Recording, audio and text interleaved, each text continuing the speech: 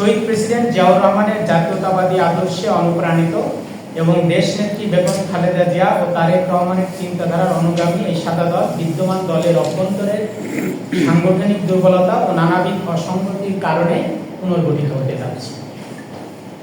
মহান মুক্তিযুদ্ধের আদর্শ, গণতন্ত্র পুনরুদ্ধারের দীর্ঘ সংগ্রামের প্রেক্ষাপটে সংগঠিত জুলাই বিপ্লবের আদর্শ ও চেতনা পুনর্গঠিত সাদা দল ধারণ করে এগিয়ে যেতে সম্ভব।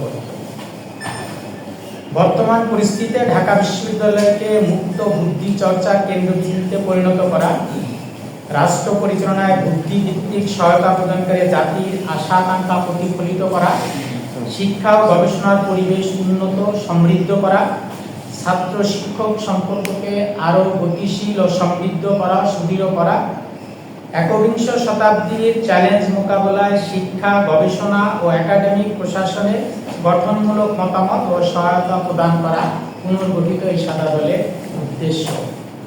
বিভিন্ন বিশ্ববিদ্যালয়ে উপাচার্য হয়ে গিয়েছেন, আমরা ওনাদের সম্মানের সাথে ওনাদের নামটা আমরা নিতে চাই না। আপনারা সাংবাদিকরা খুব ভালো করে খোঁজ নিয়ে দেখেন। আমি যদি নেতৃত্ব না চাই, আমি নতুন নেতৃত্ব সৃষ্টি করতে চাই, তাহলে আমি কেন 15 বছর প্রবর্তন থাকবো?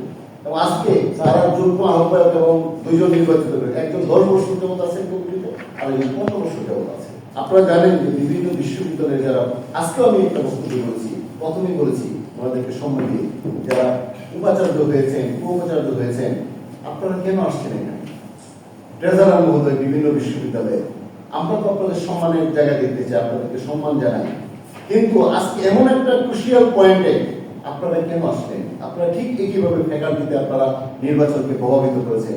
আজকে আপনারা এখানে এসে বসেন, ইয়ার কলিগ যারা আছে, আপনাদের বিরুদ্ধে কি কথা বলার সাহস পাবে? আমরা তো লাস্ট 15 বছর যাবত কয়েকজন ফাইট করে যাচ্ছি, কিন্তু আপনাদেরকে আমাদেরকে ফাইট করতে দিচ্ছেন না। আপনারা তো বিভিন্ন প্রেশারে রেখেছেন, আপনারা কেন আজকে আসলেন?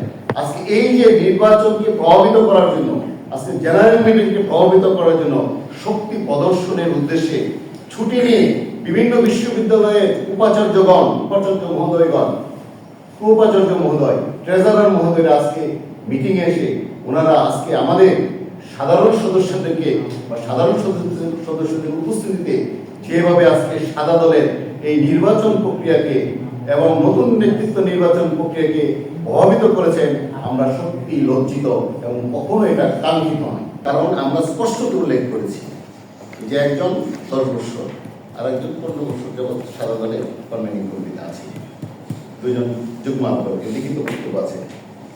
আর অধ্যক্ষ ডক্টর মুর্শিদ হাসান খান, উনি আমাদের সম্মানিত সহকর্মী, উনি আপনারা জানেন লিখিত বক্তব্যে ওনারা বিভিন্ন পদে আছেন। আমরা মনে করেছিলাম উনি যেহেতু ভারপ্রাপ্ত চেয়ারম্যান, বিএনপির ভারপ্রাপ্ত চেয়ারম্যান জনাব তারেক রহমানের নির্দেশে বিএনপির একটা গণশিক্ষা বিষয়ক সম্পাদক পদে আছেন, কেন্দ্রীয় পদে।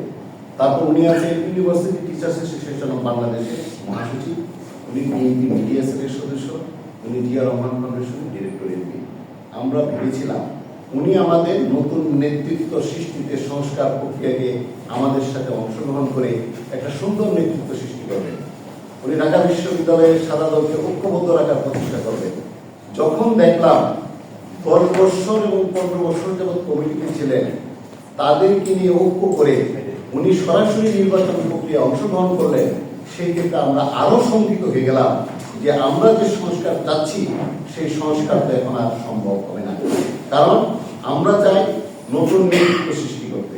সুবিধাবাদী সদস্য ও বিশেষ সিন্ডিকেটের প্রভাবের কারণে ঢাকা বিশ্ববিদ্যালয়ে সাধারণ শিক্ষক সমাজের নিকট সাদা দল ইতিমধ্যে অনেকটা গ্রহণযোগ্যতা হারিয়েছে। দলের নেতৃত্বে দীর্ঘদিন ধরে ক্ষমতা কুক্ষিগত করে রেখেছে এবং বারবার দলের গঠনতন্ত্র লঙ্ঘনের ঘটনা ঘটেছে। ফলে সাদা দলের পুনর্গঠন একান্তই অপরিহার্য হয়ে পড়েছে। বিরাজমান পরিস্থিতির কারণে জাতীয়তাবাদী আদর্শে বিশ্বাসী, গণতন্ত্র, ন্যায় নীতি ও শিক্ষক সমাজের স্বার্থ সংশ্লিষ্ট বিষয়ে সোচ্চার শিক্ষকবৃন্দ আমাদের সাথে একাত্মতা প্রকাশ করেছে। সুতরাং পুনর্গঠিত এই সাদা দল হবে স্বচ্ছ, গণতান্ত্রিক ও শিক্ষার উৎকর্ষে নিবেদন। পুনর্গঠিত সাদা দল ঢাকা বিশ্ববিদ্যালয়ের শিক্ষকদের একটি স্বতন্ত্র প্ল্যাটফর্ম।